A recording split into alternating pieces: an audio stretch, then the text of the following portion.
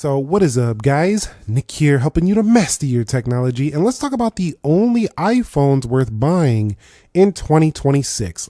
Let's not waste no money this year, and we're not actually to the iPhone 18 Pro Max, the Folds, none of those yet, but we can talk about what is available right now.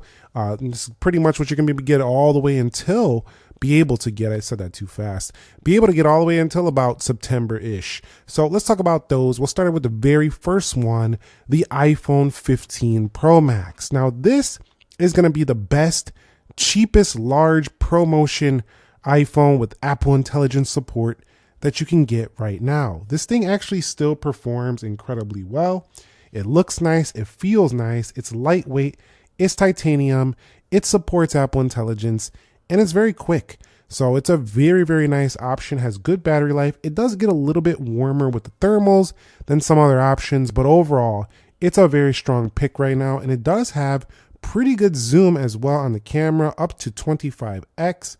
So not a bad option whatsoever here for the 15 Pro Max. It's also a 6.7 inch display. So for those of you who thought that the iPhones got too big with their 6.9s, this is going to be a really, really solid offering for you here in 2026.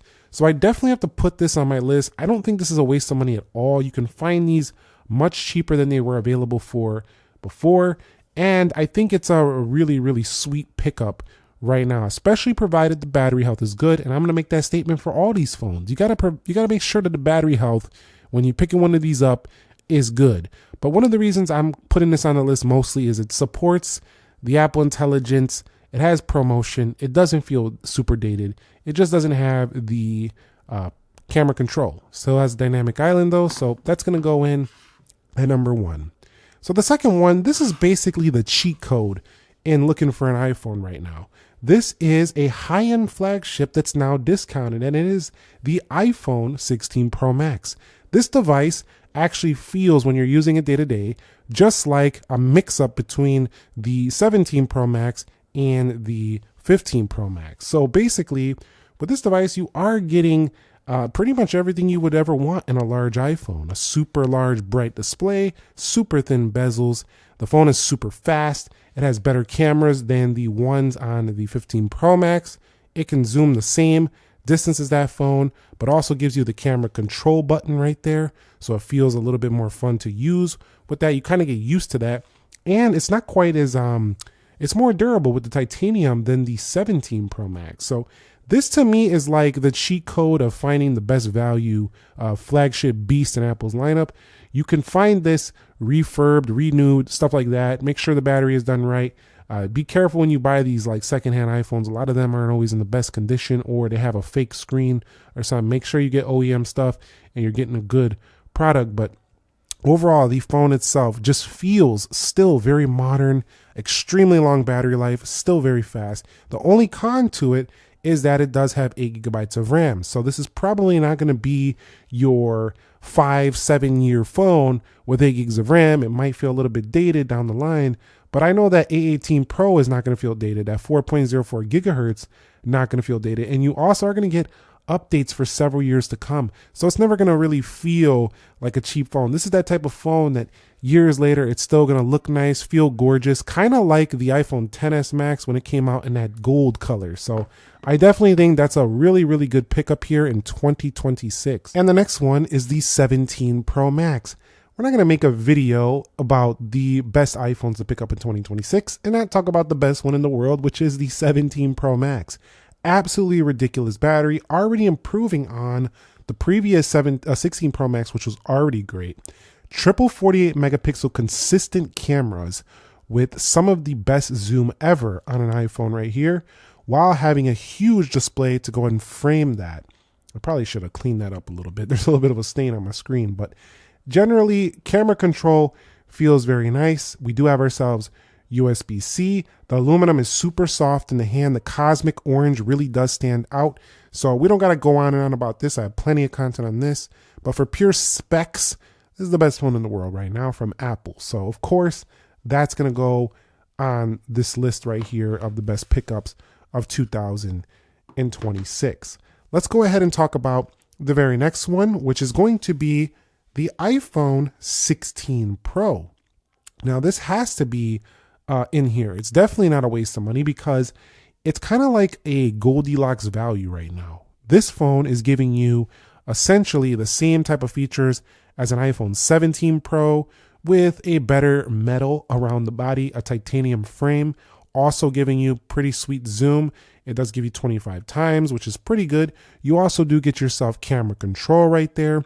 It also looks very nice on the rear, feels smooth in the hand. It's lightweight. I understand. I have a iPhone 13 screen protector on here. I probably should take that off. But, I didn't have any extra, so that's why it's on there if you're wondering. But you do get yourself 6.3 inch. Bezels are reduced, and they kind of took a lot of cues from this phone and making what everybody really likes right now in the base 17. But the 16 Pro is just really a top tier compact beast.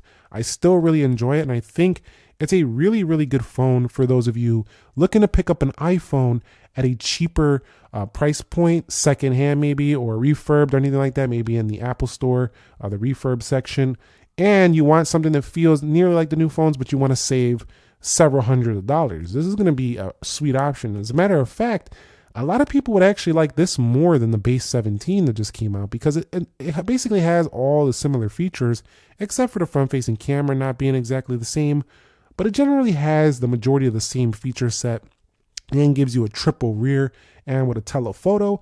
That could be actually the separator for those of you on the fence between this and a base. So 16 Pro, definitely not a waste of money. If you're the right buyer for this phone, it's definitely a really nice pickup here in 2000. Let me flip this over actually. It's a really nice pickup here in 2026. Definitely not a waste of money still a strong offering, especially now that you can get them discounted. Now the next one is a 17 base. We basically bragged about this phone for the past several months. I haven't made a ton of videos on it, but I've made quite a few.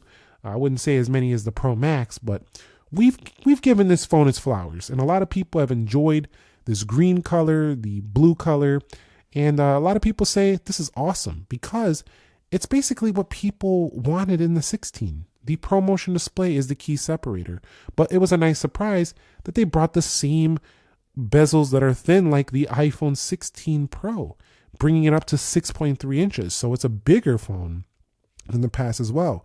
It also gets as bright as the 3000 nit iPhone 17 Pro and Pro Max. So with this iPhone 17, you are looking at an incredible value here. Very, very nice cameras on rear and on the front. And it's definitely the best iPhone in the world right now, I think, for normal users.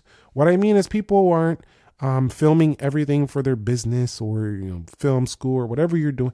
Like, you don't really need all of the cinematic grade stuff. You're just a normal iPhone user and you still want a really nice phone. This is probably the best iPhone pick in the world right now for that user. Very, very acceptable battery. The phone performs amazingly well. It gives you brightness that rivals, is actually better than a lot of the competition, and it starts at 256 gig at the base model. One of the cons though is still the 8 gigs of RAM, although that clock speed with the A19 should still give this a little bit longer support than maybe a 16 Pro. In addition, right here, you do have the camera control, which makes it feel a lot like the other phones, and every iPhone I've talked about so far pretty much does have the action button, so I didn't really mention that too much.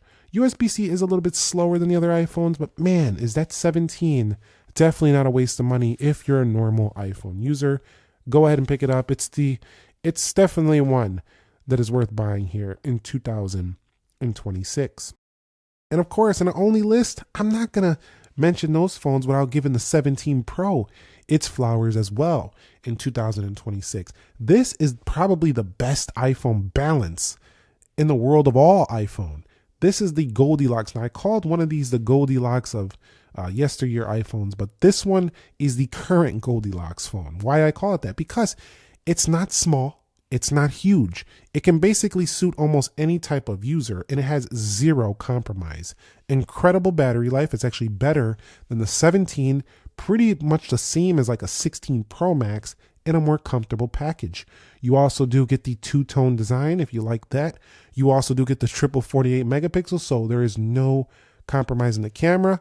On the front camera, you also do get yourself the ultra wide, just like the other newer iPhones. And this device does give you faster charging than some previous ones and louder speakers than some previous iPhones. This phone really doesn't have any compromises. Well, maybe one. The aluminum on any of these Pro models is a little bit more susceptible to denting a little bit. It does, if you hit it wrong, you're gonna have these little dents on the aluminum. That's just the way it is. It's a softer metal than titanium or stainless steel, so it's to be expected. But the trade-off is a very smooth, beautiful feel in the hand, especially if you rock it without a case. Definitely feels fantastic. This is a little bit heftier than the iPhone 16 Pro, but the trade-off is better battery life, better thermals, and the device itself has really just felt like the Goldilocks of iPhones of all time. This thing is just incredible, but it doesn't get a lot of love because the Max always outshines it for being bigger, and the base model always gets more talked about because it's cheaper, and people are just like more, either I'm gonna save or I'm gonna get the best of the best, the biggest of the biggest. That's kind of like why these Pro base models don't always get the best praise, but these are definitely not a waste of money. The 17 Pro is a pretty sweet balance of an iPhone. And the next one, this is the cheapest cheat code to get promotion with a Pro build in 2026. So the iPhone 15 Pro is going to be that iPhone that gives you that. It's going to give you a phone that feels modern. It feels up to date. I mean, I do have 18 on here because I want to keep one of my iPhones on 18, but you could see we do have action button right there. No camera control, but titanium feels nice. It's actually lighter than these newer iPhone Pros, and the phone still has dynamic island, so it's definitely not outdated. Still USB-C and a 6.1 inch, which some people think is actually better than the 6.3 when it comes to easy to one hand. So this is kind of like the cheapest way to get a premium iPhone with promotion in 2026. Even the 17 base is going to cost you more than picking up a 15 Pro right now. So excellent option. The only issue with this one is it tends to pick up heat a little bit more than I would like. So if you're one that really cannot stand phones that get a little warm to the touch, stay away from the 15 Pro. You're not going to love that. But if you rock a case, it probably won't bother you whatsoever. In recent updates, Apple has throttled it back just a little bit so it doesn't do that much, but you never ever feel thermals on 17 Pro and 17 Pro Max. Those phones are just ridiculous cool to the touch pretty much all the time. And this is kind of a niche pick, but it is my final pick, the iPhone 13 mini. You're probably shocked to see this on the list, but the reason why this is going on the list is because it's just a unique phone. This is just, there's just nothing like this. You could still pick one up here, the iPhone 13 mini, and the device is just absolutely phenomenal for one hand. There are many people that are still using the minis, and you can actually still find these new in certain places. So they're definitely still available. They're just not available through official outlets. But if you want a one-handed experience, while this isn't as great as the original 2016 SE, here in 2026, there's just nothing this compact anymore. While this still gets updates to the latest version of iOS and still has pretty respectable cameras, battery life is better than the 12 mini, which was the first edition, and just generally, while you're still using a dated lightning cable, shouldn't be the biggest deal. You probably have one laying around.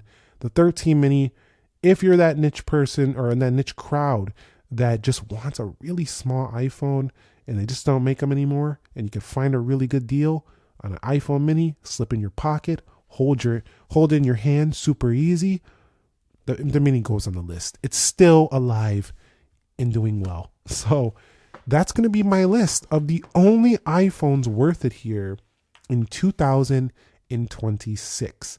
Let me know if you agree, disagree, and if you want to know why I left the other iPhones off the list, like iPhone Air, some of the Plus models and stuff of that sort, maybe we'll consider making a video talking about the other phones, the ones not to get. Thumbs up if you enjoyed it, subscribe if you haven't already, and I will catch you on the next episode. Thank you very much for watching. Nick here. Be sure to be well, and peace.